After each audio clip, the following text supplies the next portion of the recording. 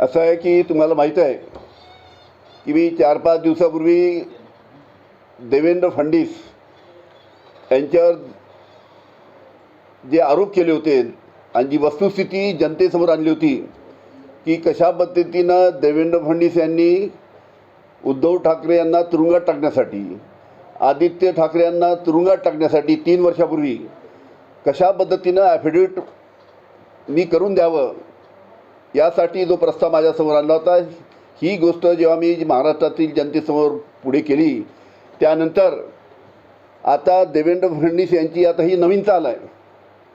सचिन वजे जे बोलले हे देवेंद्र फडणवीस यांची आता नवीन चाल आहे.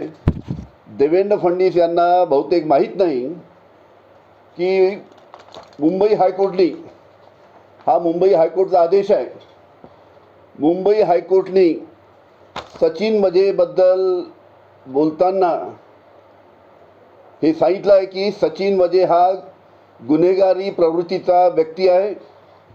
तो 2 खुनाच्या गुन्ह्यामध्ये त्याला आतापर्यंत अटक करण्यात आली आहे. आतासुद्धा तो एका खुनाचा गुन्ह्यामध्ये तुरुंगात आहे. त्याची गुन्हेगारी प्रवृत्तीची पार्श्वभूमी आहे सचिन वजेची. आणि हा सचिन वजे हा याच्यावर विश्वास ठेवण्यालायक व्यक्ती नाही असं हायकोर्टाने म्हटलं आहे. याच्या कोणत्याही स्टेटमेंटवर, याच्या कोणत्याही बयानावर, सचिन वजेच्या कोणत्याही बयानावर विश्वास ठेवण्यालायक हा व्यक्ती नाही, त्याच्या बयानावर विश्वास ठेवता येत नाही असं हायकोर्टाने म्हटलं आहे. आणि अशा या गुन्हेगारी प्रवृत्तीच्या सचिन वजेला हाताशी धरून देवेंद्र फडणवीस माझ्यावर सचिन वजेच्या माध्यमातून आरोप लावत आहेत.